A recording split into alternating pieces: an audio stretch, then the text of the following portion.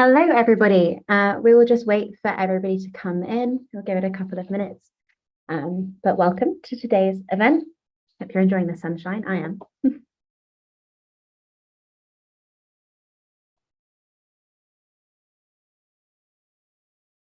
Just give it another 30 seconds or so.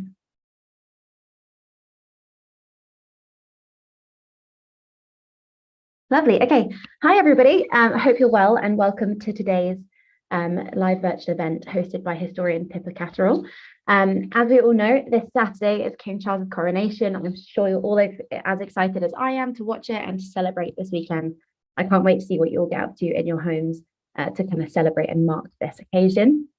We've been really looking forward to bringing you this event. Pippa is a brilliant historian with a wealth of knowledge, and she's going to be telling us all about the history of what we'll see on Saturday and to give you some kind of exclusive content and info about it. Before I hand over to Pippa, I'm excited to introduce you to a new feature of Zoom that Pippa has actually introduced us to, and that is captions. So if you're watching us on Zoom, I don't know if it will work on YouTube because we're still trialing this, but if you're watching us on Zoom, at the bottom you might see a show captions button. If you click that, subtitles should appear under everything I'm saying or everything that Pippa says. They might not be 100% accurate. Earlier we said the name Jane and it said James, but you'll get the gist. And it might be useful for residents who may struggle to hear the TV sometimes. But so give that a go if you can see that button at the bottom. We'll start in just a moment, but just a reminder first, feel free to ask any questions in the chat and comments, or indeed answer any questions.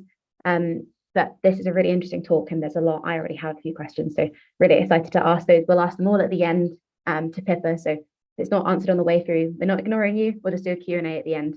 If you're watching on YouTube, make sure that you say hi and give your home name in the comments so that we know you're with us today. If you're not sure how to do that, all the details for setup can be found on the Life Enrichment intranet page under tech. That is all from me. So hi, Pippa, how are you doing today? I should know, after all that we've been through over the last few years, to make sure I unmute myself before I get started. I'm great. Thank you very much, Bex. Good, lovely. I will disappear and hand over to you. Wonderful. Right. Well, hello, everyone. It's very lovely to be here. I'm excited to be doing this talk today. I'm just bringing up my PowerPoint to share with you, and I hope that you can all see the screen now.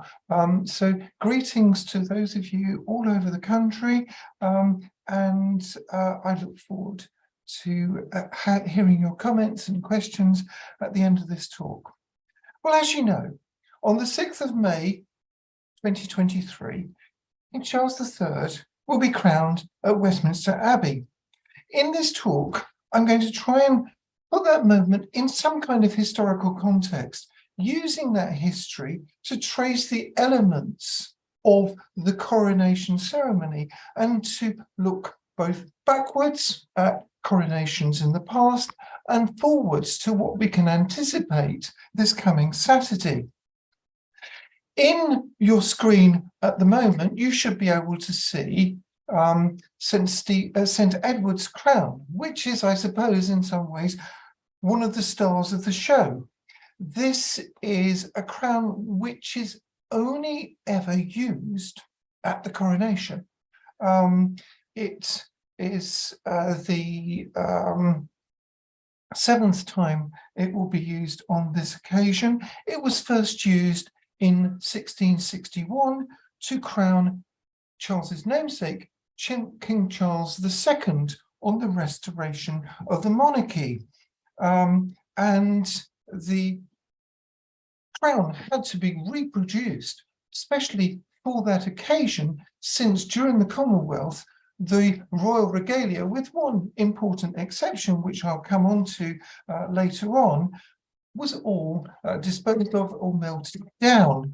The Restoration Parliament clearly wanted to get in the new King's or restores King's good books on that occasion, and were prepared to spend large amounts of money ensuring that they had regalia fit for a restored king.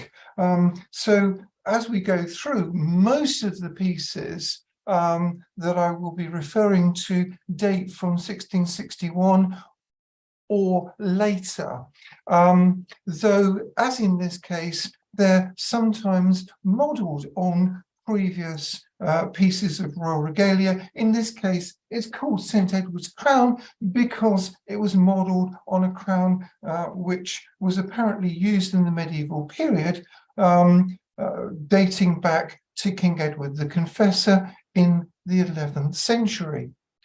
Now, we're going to be looking at coronations a lot over the next few days in the run-up to Saturday. And I guess in some ways we have a kind of fairy tale view of coronations, though I was struck when I tried searching for it that I couldn't find any images of Disney cartoon coronations on Google Images. I did, however, find a fairy tale image of a coronation, which you can see on this slide. This is the cartoon from Punch in 1902, which shows a fairy godmother trying to look after one of the housemaids who had been worked off her feet, as you can see, working for the coronation of Edward VII in 1902. Instead of having a fairy tale image of coronations, our forebears in the medieval period had an image of coronations dating back to the Old Testament. So on the other side of the screen here, you have an image from a French Psalter of the 10th century, which shows the coronation of King David in the Old Testament, going back to the old Jewish kings. If you look at the Old Testament, you can find details of kingship and coronations in the second book of Kings and the second book of Chronicles. These include a holy place where the ceremony takes place, in that case the temple, the coronation ceremony itself, the anointing by the high priest, for which on Saturday we will read the Archbishop of Canterbury, and a popular acclamation accompanied by trumpet fanfares and so on. And with the transition to Christendom and Christianity under the Anglo-Saxon kings following the fall of the Roman Empire, you had a gradual move towards adopting ceremonies which derive from that tradition. There are orders of liturgy for Anglo-Saxon kingship dating back to the 8th century. By the reign of King Alfred at the start of, at the end of the 9th century, crowns are being highlighted as part of that process. Before then, the Anglo-Saxon kings had often used helmets, which I suppose is one way of marking the transition from paganism to Christianity. The first Anglo-Saxon ceremony for which we've got a reasonably good record is the crowning of King Edgar in 973 at Bath Abbey by St Dunstan, which was accompanied by a banquet, popular acclamation, now called recognition, and an oath which established some kind of bond between the ruler and the ruled. The last Anglo-Saxon king to be crowned was King Harold II, and we can see him here in the middle of our slide. He was, however, also the first king to be crowned at Westminster Abbey. 39 others have followed him, and we will, of course, have a further one on Saturday.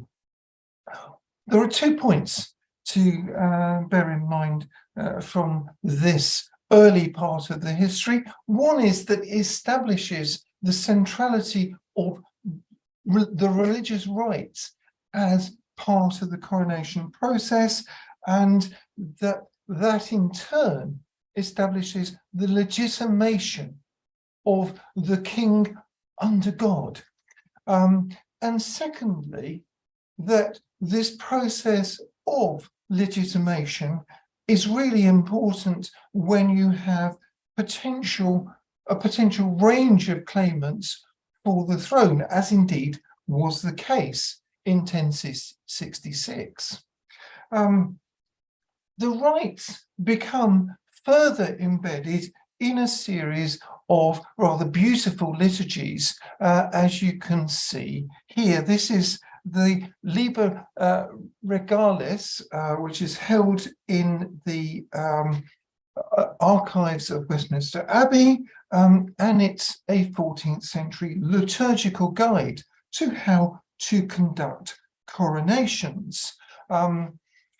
The rites, however, as I said earlier, were established sometime before this. Indeed, the first coronation for which we have a detailed description of what actually took place in the Abbey is that of Richard the Lionheart on almost his only brief sojourn in this country in September 1189, a ceremony which was marked by ill omens, including a bat flying round the king's head at one point in the service, something that I'm sure Charles III will wish to avoid on Saturday. But that is, of course, one of several things which can go wrong, including losing all of your regalia, except one of the items on the screen now, which is the coronation spoon. The coronation spoon, which dates back to the 14th century and has been used at every coronation for pouring the holy oil on the monarch to anoint them since 1603. It's pictured here next to the ampulla, which is the vessel which contains the holy oil, of which more later in this talk. One of the surprising things about the history of the British monarchy is the way in which this ceremony survives, largely unchanged, two upheavals. The first in the 16th century, the process of the Reformation, and the second in the 17th century, when you have what historians now generally refer to as the War of the Three Kingdoms in the 1640s and 50s, followed by the restoration of the monarchy in 1660. Remarkably, the Reformation didn't lead to dramatic changes in the ritual, even though you now had Protestant monarchs who were heads of their own church, the Church of England, as opposed to Catholic ones. So when we see the coronation of Elizabeth I pictured here, it is a coronation which is largely similar to those of her medieval forebears, except that parts of it were in English. The coronation of her successor, James VI and I, in 1603, was the first to be conducted entirely in English. One of the things that did change in the 17th century was the coronation oath. As I said earlier, this goes back to antiquity. However, the nature of the oath has changed steadily over time and will indeed change slightly again on Saturday. Charles II, in his coronation oath, on his first coronation in 1651, he swore, "I do esteem the affections of my good people more than the crowns of many kingdoms, and shall be ready by God's assistance to bestow my life in their defense, wishing to live no longer than I may see religion and this kingdom flourish in happiness." That coronation oath was given at Scone in Scotland, because at the time there was a chap called Oliver Cromwell who was ensconced down in London. Charles didn't get crowned in London until 10 years later. He was the last king to be crowned in Scotland. When he was crowned in London, 10 years later, you see the start of something which has become much more noticeable in subsequent years: souvenirs. So this is the Charles II coronation souvenir. This is an ale mug, which was probably used for drinking something called cowdle, which was a mixture of wine or beer and egg yolks, probably as some kind of a hangover cure. The king had to do his coronation oath again in 1661. And the coronation oath then changed again after his brother's brief reign. James II, as you may know, ended up fleeing the country in 1688 after he had the bad taste to be England's last Catholic monarch. He was replaced by his son-in-law, William III, and his daughter, Mary II, who you can see on the screen here. This second restoration, if you like, led to Parliament establishing by statute the only part of the coronation ceremony which is set in law, which is the coronation oath. So the new monarchs who ruled jointly had to promise to swear to govern the people of this kingdom of England and the dominions thereto according to the statutes in Parliament. In other words, this was now a monarchy bound by Parliament. Over the years, the coronation oath has gradually changed. By the time you got to the 20th century, the coronation oath was becoming longer and longer, because the monarch was monarch not only of the United Kingdom, but also of Australia, Canada, New Zealand, etc., etc. This time round, Charles is the monarch of 14 other realms, but he's just going to swear to his coronation oath for them collectively, rather than run through all of them during the ceremony. To get to the Abbey, the king has used a variety of conveyances. The gold state coach, which you can see on the screen here, was built in 1762 and has been used at every coronation since 1831. Charles, however, will be travelling to the Abbey on the Diamond Jubilee state coach, which was built in Australia for the Queen in 2012, but he will be returning from the Abbey in the gold state coach. The procession will travel along the Mall and then travel up Whitehall to get to Westminster Abbey, and then reverse back. It's a much shorter procession, only 1.3 miles, in comparison to the 5 miles that the Queen travelled in 1953. Well, the last monarch not to use the gold state coach was George IV, who's pictured here. He did, however, spend an awful lot of money on other aspects of an extremely blingy ceremony in 1821. The robes you can see here cost £24,000 then, which in today's money would be just shy of £1.4 million. One of the biggest problems he had with his coronation was not bats flying around his head, but queens threatening to turn up. So he had fallen out spectacularly with his wife, Queen Caroline of Brunswick. When he became king in 1820, he tried unsuccessfully to divorce her.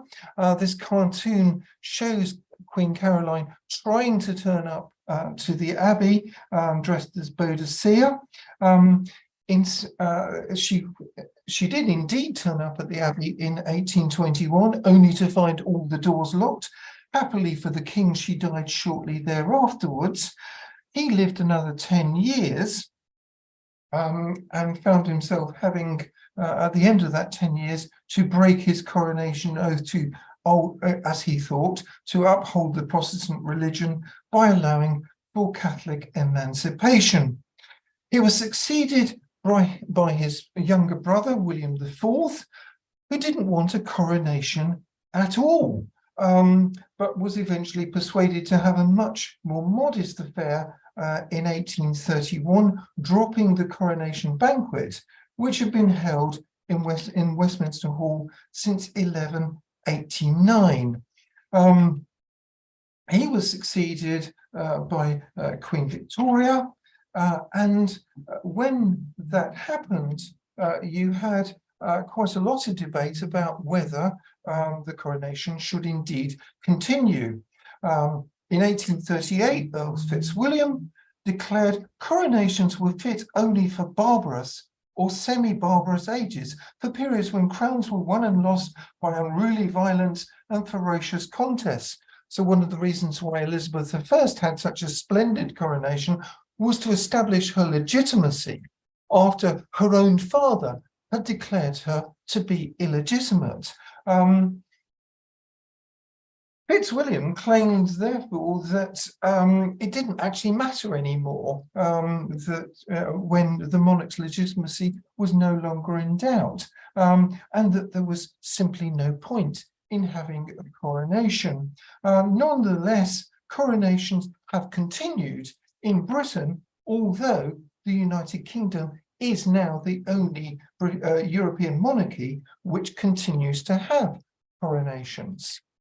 The 1830 coronation certainly went ahead. It lasted 5 hours, by the end of which Queen Victoria must have been feeling quite faint. Her accession was the last one which occasioned a general election. It was also the last coronation for which commemorative medals were struck. One of the things which went wrong at her ceremony, apart from its extreme length, was concerning the ring. So coronation rings have been used since the 13th century as symbols of kingly dignity set with rubies. The ring you can see here was made for Victoria. Unfortunately, they modelled it on her little finger, not her fourth finger. When it came to the ring part of the ceremony, the Archbishop tried to force it on her ring finger anyway. As she later wrote in her journal, I had the greatest difficulty to take it off again, which I at last did with great pain. She had to soak her hand in ice water after the ceremony. Benjamin Disraeli, who went on to be her favourite Prime Minister, only got his robes for the ceremony at 2:30 that morning, but ended up reflecting that he was very glad he went. As he wrote in his diary, the pageant was without exception the most splendid, various and interesting affair at which I ever was present. The Queen looked very well and performed her part with great grace and completeness, which cannot in general be said of the other performers. They were always in doubt as to what came next, and you saw the want of rehearsal. This time round, I'm sure there will have been plenty of rehearsals to make sure that that doesn't happen again. Well, the next coronation, of course, didn't happen for a long time until 1902, and it's the first coronation for which we have photographs of the King and Queen, Edward VII and Queen Alexandra, in their coronation robes. Photography, however, was not permitted in the Abbey until the coronation of 1911, and the 1937 coronation was the first to be broadcast by the BBC on the radio.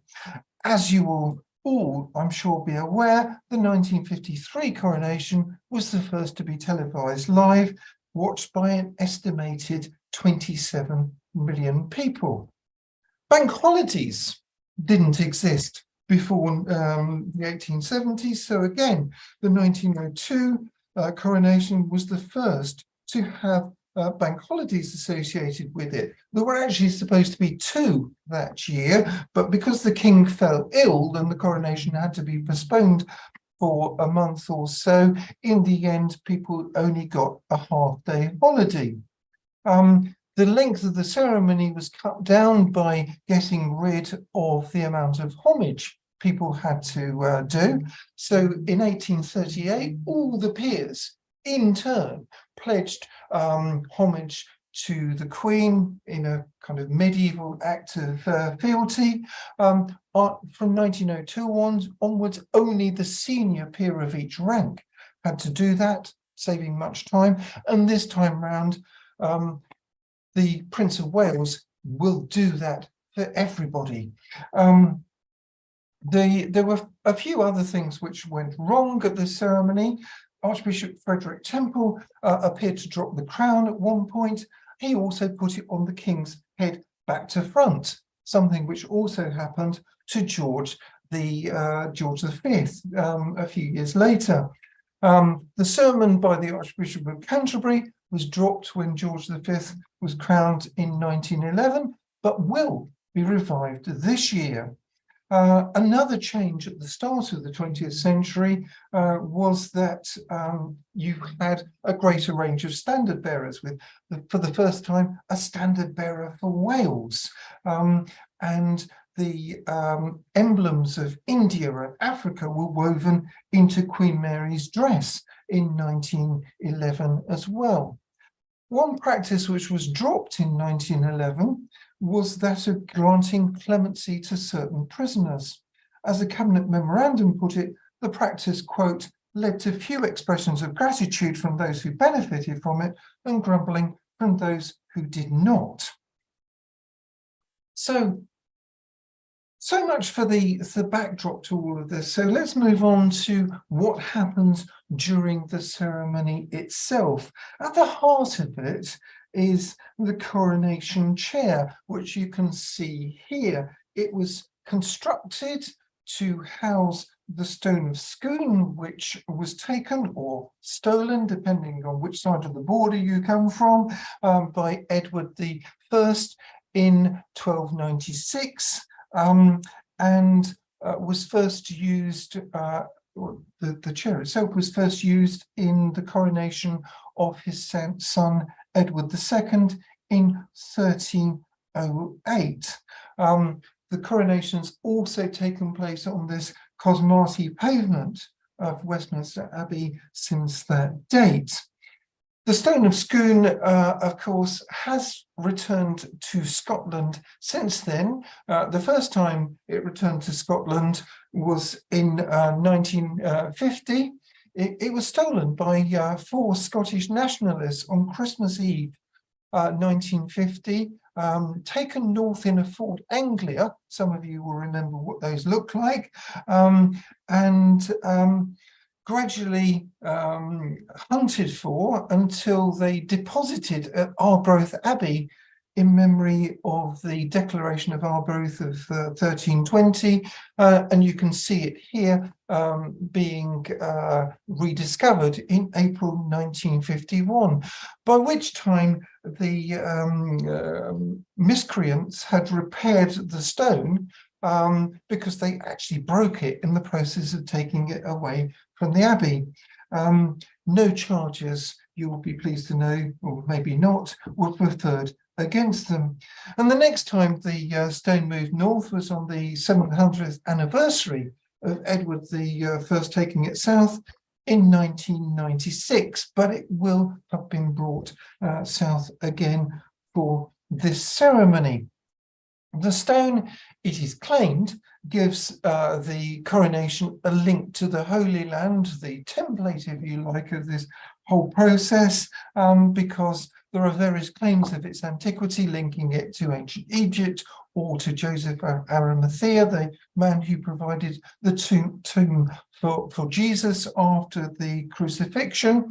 But there is another more direct link to the Holy Land for this coronation, which is this, which is pictured here. This is in the Church of the Holy Sepulchre in Jerusalem. And here you see the Patriarch Theophilus III and the Anglican Archbishop of Jerusalem, Husam Naum, who will be taking part in the ceremony on Saturday, as part of the blessing of the holy oil that took place there in March. And I should add that the olives from which the oil was derived were harvested from a grove on the Mount of Olives, very close to where the king's paternal grandmother lies buried. The coronation this year is called Operation Golden Orb. Reference to that was contained on the previous slide. And the planning for this will have dated from before the death of the Queen last year, but started in earnest in the immediate aftermath of that moment.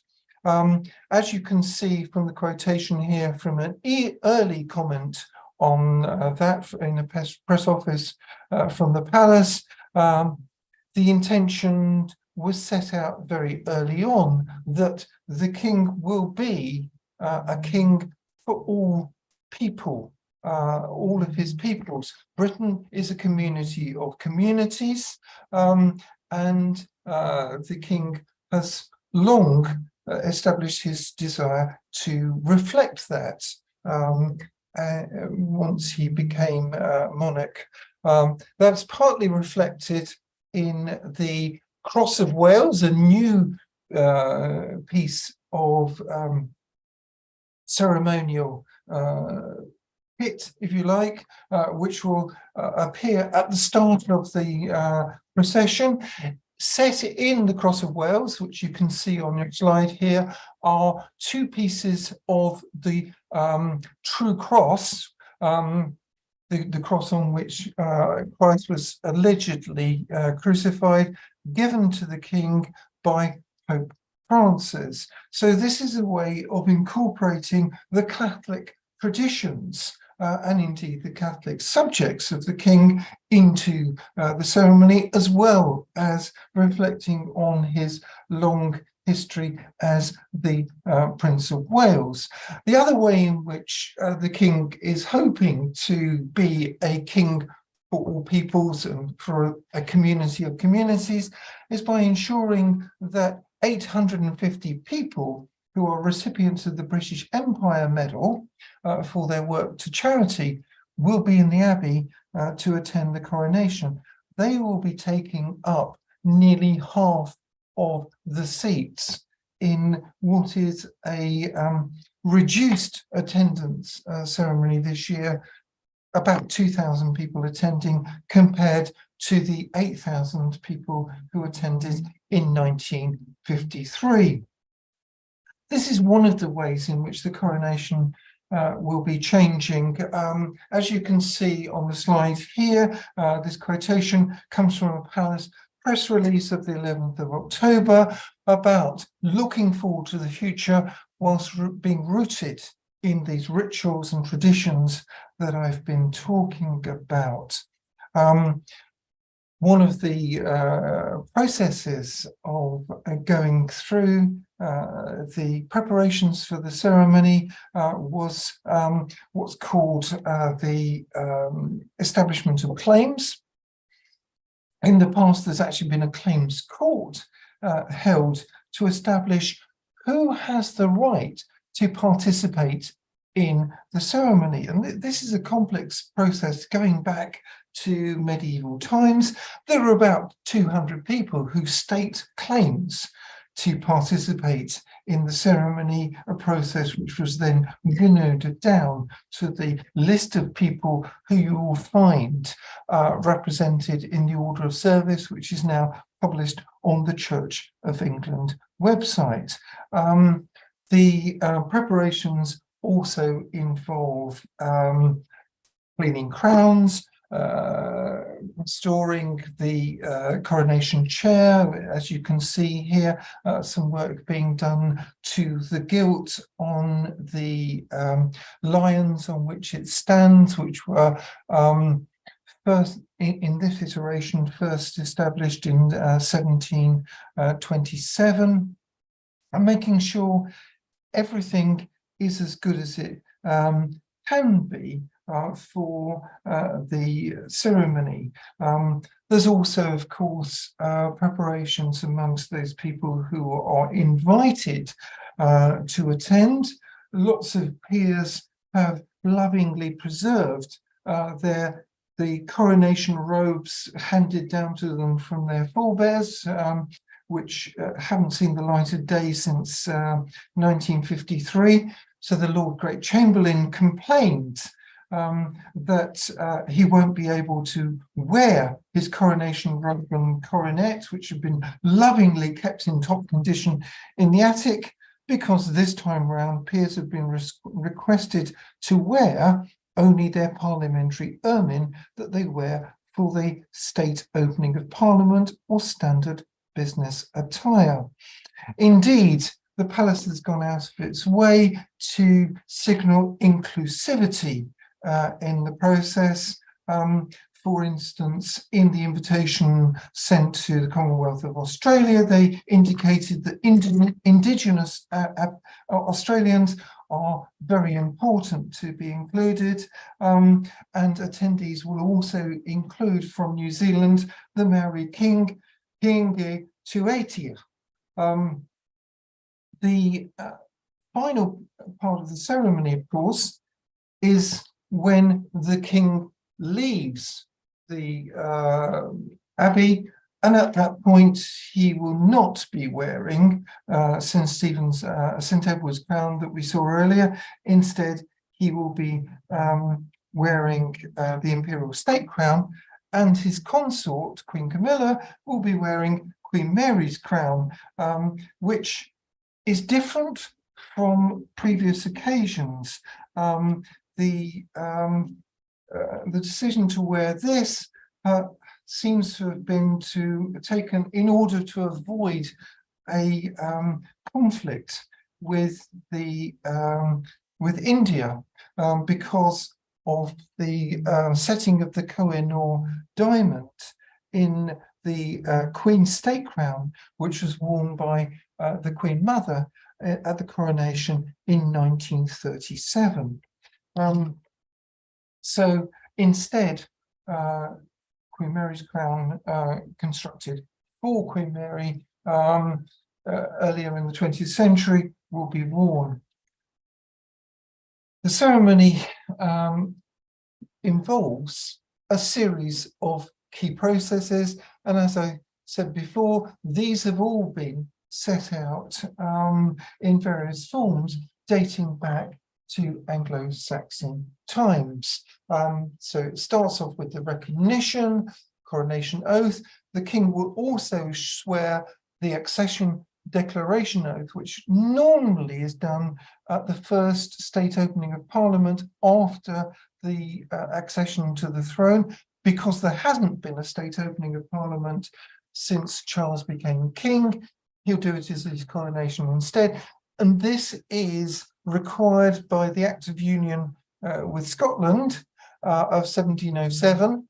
Despite the restoration of the Scottish Parliament, it's the parts which still relate to the monarchy, whereby the king promises to uphold the Protestant religion as required by that piece of legislation.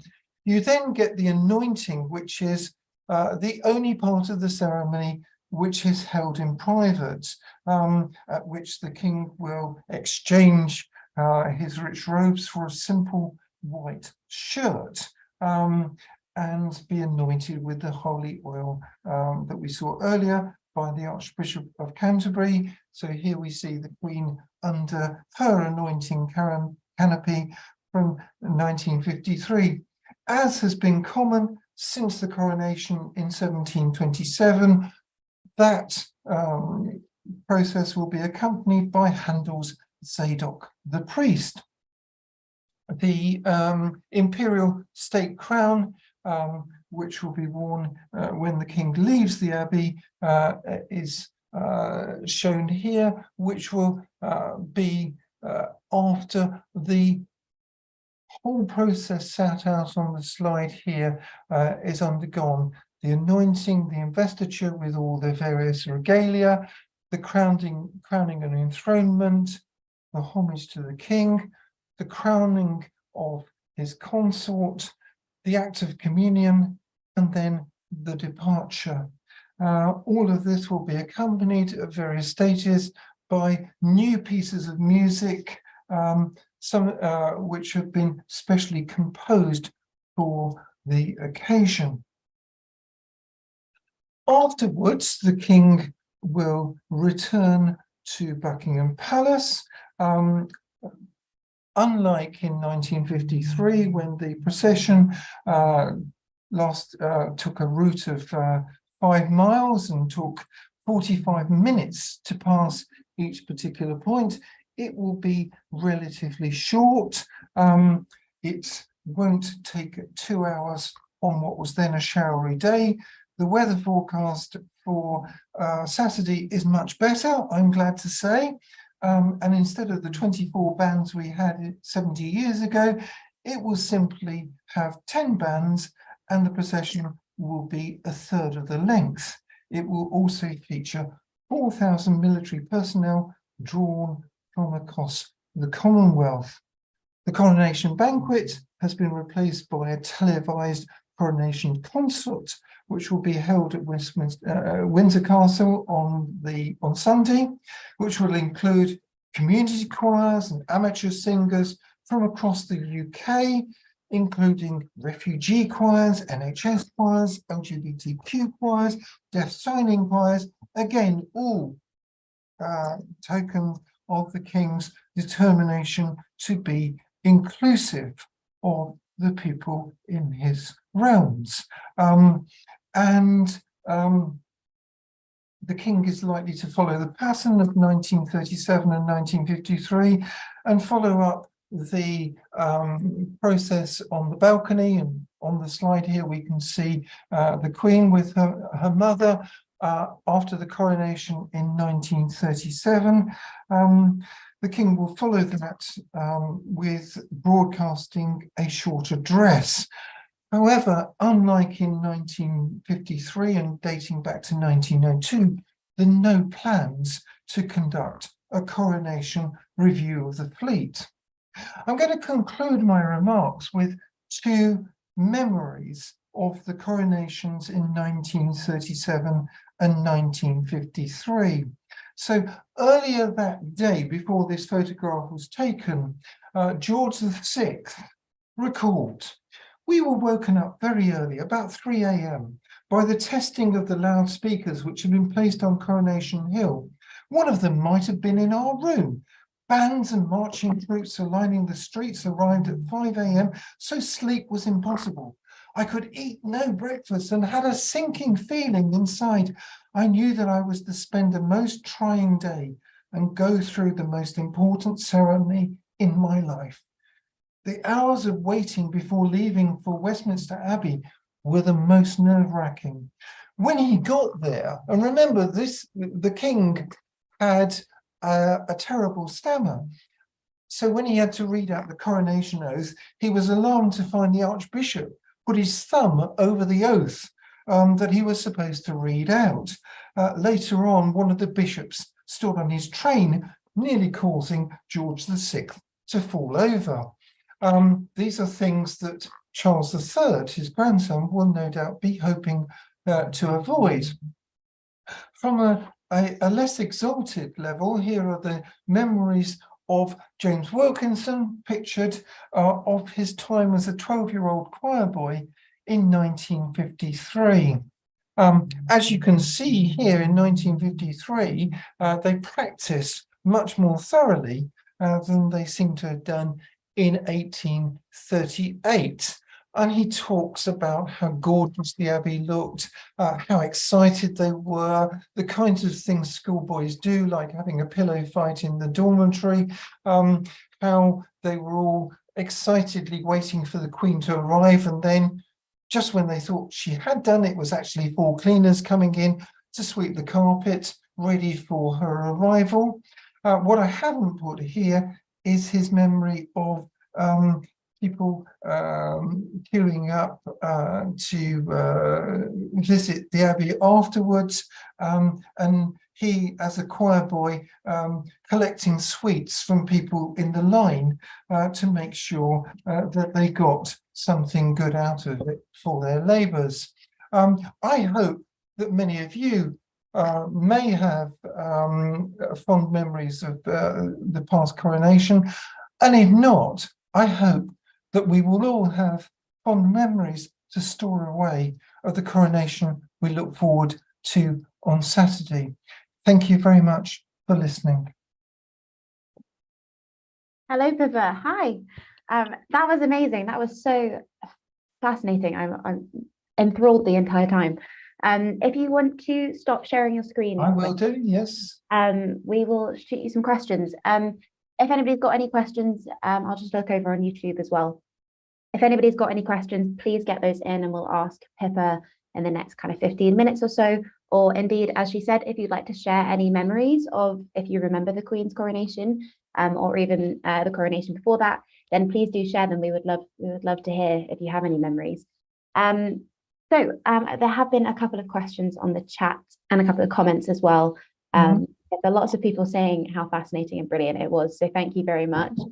I think Brian from Harley Place, I think you had a picture of it was on the coronation oath slide, and you had the cup with the, the like merchandise. And on the photo on the left, Brian asked whether they were wearing wigs or whether it was their own hair. Do you know that? I think the king is wearing a wig, but I think I think William III is probably wearing a wig on that occasion, but I must confess I haven't checked. Okay. It's a really good question, though. I mean, I suppose the fashion for wearing wigs really came in the 17th century and continued down to the end of the 18th. So it's probable that he was wearing a wig, but I couldn't, without going back and checking the origin of the piece of the woodcut I showed, I wouldn't be able to tell you. That's okay. I did mean to say before I started asking questions, I know that you're a historian, you've done a brilliant chat, but if you don't know anything about coronations, I'm not expecting you to know every detail. So there's an awful lot of stuff in history. So there is, yeah. Maggie, I'm not sure what home she's from, but Maggie said that her residents are saying that the crowns have such a symbolic significance to the throne. And Margaret, one of her residents, says she wants to have a crown for the day of the coronation, so she will have one. Margaret, I hope you enjoy wearing your crown for the day. Brian again has said, I'm not sure if you'll know, Pippa, but obviously on the day when they were wearing, did they have to wear the like ceremonial robes all day? Because would they get really hot in them, especially if I guess Queen Victoria hers was 5 hours long, and how did they kind of get through the heat in their outfits? Would they ever get a respite from that? Yes, I mean sometimes the coronation's been in high summer as well. I can't remember off the top of my head when it was in 1838, but I know in 1902 it was in August, so it could have been very hot then. I think it's predicted to be 18 degrees on Saturday, so that it should be nice without being too hot. Obviously the king divests the robes for the anointing ceremony, and the ceremony this year is timed only to last 90 minutes. Wow. Which is going to be a bit of a challenge, I suspect. It means everything needs to run like clockwork, including the sermon. But I think, as I say, they will have rehearsed it quite a lot to try and make sure that everything does go to plan. I guess that they will get to take off the robes when they get back. So I mean, they'll be wearing the robes for the public ceremonial parts of the process, which is probably about 3-4 hours. But the rest of the time they should be able, I think, to dress down insofar as Charles ever does. Yes, yeah, exactly. Had a couple of people, Westwood Care Home, have said thank you, that was really informative, and they're really looking forward to the coronation. Lucerne House are really looking forward to the whole day. Elgar Court have said thank you so much, Pippa, for such an interesting and informative talk. We can't wait till the weekend now. Someone else, B, and again, this is more to do with this weekend, not really to do the past, but they're going to watch it on the TV and they want to know how they swear allegiance to the king. I saw about this on BBC News, but I'm not sure. I think you can just, they've told us what to say and we can just say it at the time that we're welcome to on the TV. Do you know anything about that, Pippa? I think that there are two moments during the ceremony when you could, if you like, do that. So the first is the recognition part, which is at the start of the ceremony, where the assembled congregation are invited to recognize the king. There is also, I suppose, actually the second one is the coronation moment, which is when in the past all the peers took their coronets off.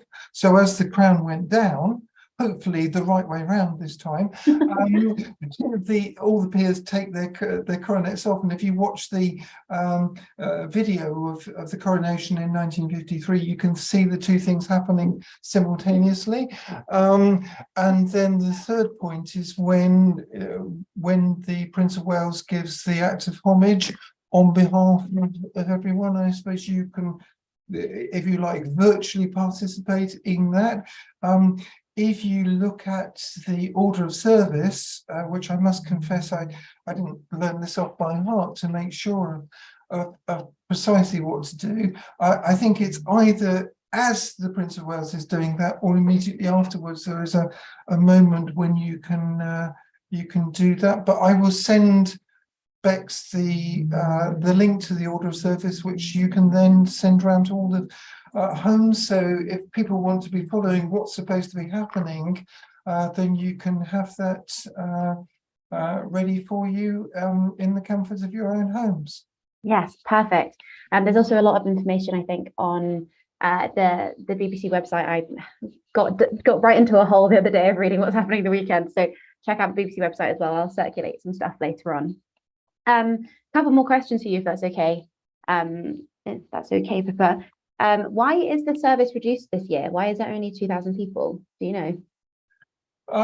I think it's in part to reduce costs. There's been a lot of chat on in the media about the cost of the ceremony. Nobody quite knows how much it's going to cost. Estimates vary, and some of the costs are eye-watering, although rounding errors in comparison with the total cost of government, of course. I mean,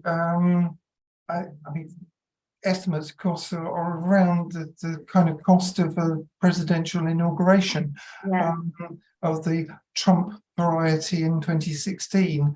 Although that was funded out of donations, which is possibly quite dodgy, certainly wasn't Donald Trump's case, as opposed to being funded by the government of the day. The lion's share of the cost this time round will be on security.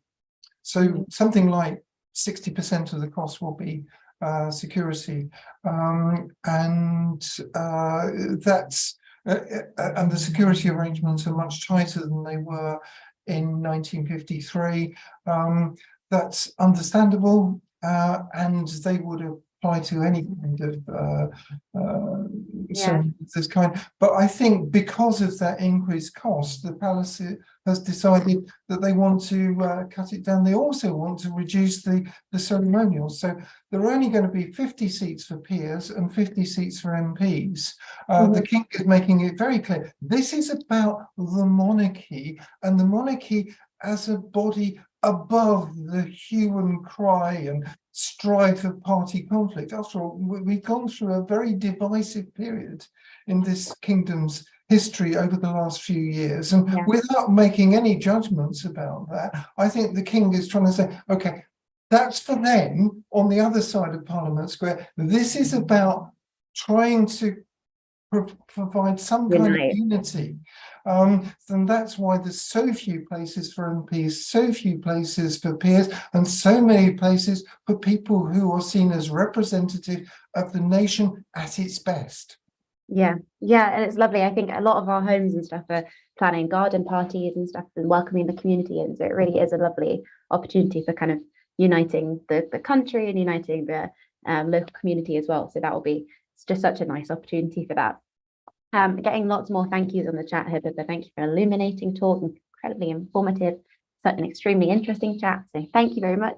I've got a couple more questions. Oh, I had a question about, I know that I saw on the order of service, you said about there being a difference for something else for Queen Camilla. Obviously, because obviously he's king, she's consort. How does it differ? What does she have to do instead that's different to him?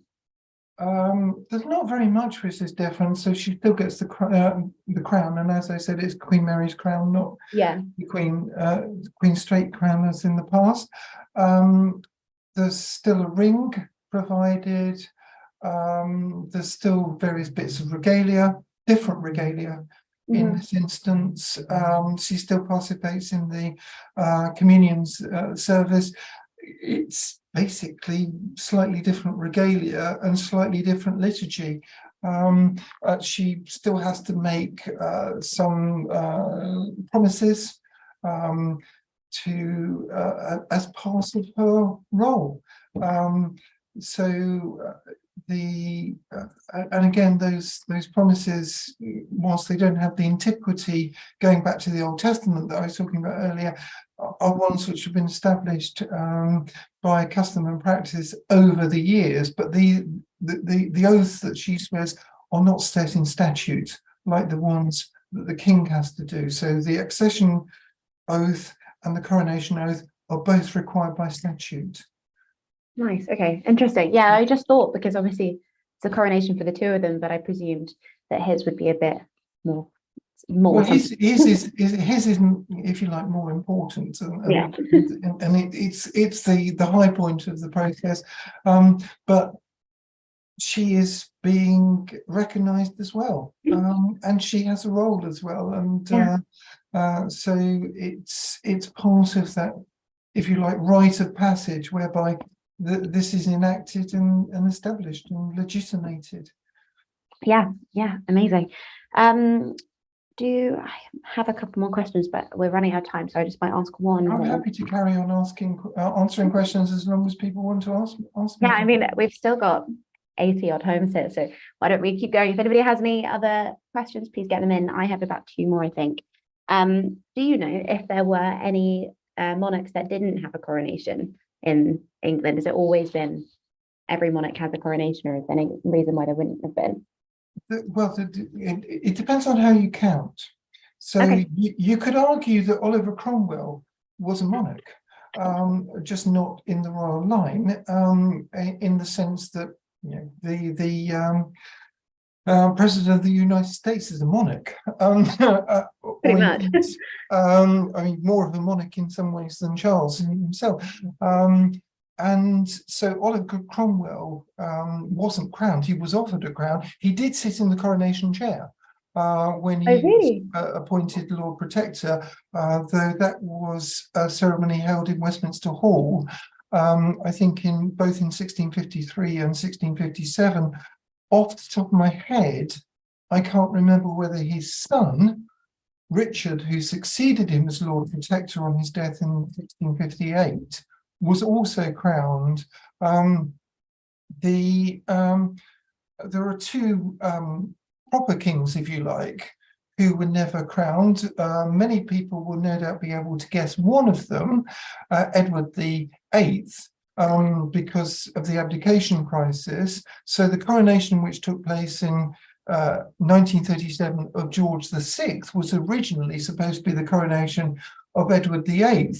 Happily, George VI had actually, as Duke of York, had actually attended many of the coronation planning meetings, probably with more enthusiasm and effort than his brother did. And so he was ready to be crowned, and they didn't need to postpone the ceremony or anything like that. The other king who was never crowned was another Edward V, one of the princes in the Tower. He briefly succeeded his father, Edward IV, in 1483. He was never crowned. He was, of course, murdered by a person or persons unknown, and instead succeeded by his uncle Richard III, who was crowned. So there you go. Nice, yeah. Generally speaking, the coronation takes place. When Harold II was crowned, he was crowned the day after Edward the Confessor died. Really? In other words, he kind of rushed straight to Westminster Abbey, which is where Edward the Confessor's tomb is and everything, in order to associate himself with the previous king. That's also why William the Conqueror had himself crowned in Westminster Abbey when after he won the Battle of Hastings in 1066 later that year. But in recent years, the coronation's usually taken place more than a year after the accession. This is remarkably quick. This is less than 12 months. So yeah, exactly. No, it was really interesting actually, because one of my questions was going to be about the time frame, but you've kind of answered it. But yes, Edgbaston Beaumont have sent in a couple of extra questions. Right. It said, do we have to say "Long live Queen Camilla" like we have to say it about the king? I don't think so, but you can if you want. Nothing stopping you. You can. I mean, yeah, technically speaking, you don't have to say "Long live the king" either. But she's a queen consort, not a queen regnant. Her status is derived from her husband, not in her own right. But you can certainly say, I mean, I come from Lancashire, so the loyal toast in Lancashire is the King, the Duke of Lancaster, which always sounded odd when it was the Queen, the Duke of Lancaster. But it sounds slightly more normal over the next few years. So. Yeah. I didn't know that. That's interesting. Again, I'm not sure if we'll know this, but will the BBC be putting on a caption when we have to pledge allegiance? I think they released, didn't they, the thing that we have to say. I presume they'll be putting it on the TV for people to say it along. Quite likely. Probably, yes. Yeah, I think they probably will. Yes. So, I haven't checked today the latest updates from the BBC, but I suspect that the answer is yes. Yeah, I would presume so as well. I think that is everything that we have. Thank you for those questions, Edgbaston. And yeah, lots of comments to say thank you for the talk. I found that fascinating, Pippa, and personally I'm gonna now go and read some more about the coronation and get very excited. Everybody in our homes, thank you for joining today. I hope you have a wonderful weekend celebrating. Can't wait to see your pictures. Thank you very much, Pippa, for telling us everything. It's so good to go into the weekend knowing so much more about it. I'm really excited. So thank you for your time and putting in the effort to do this today. Lovely. Yeah, that's all. Thank you very much. It's great, and thank you for your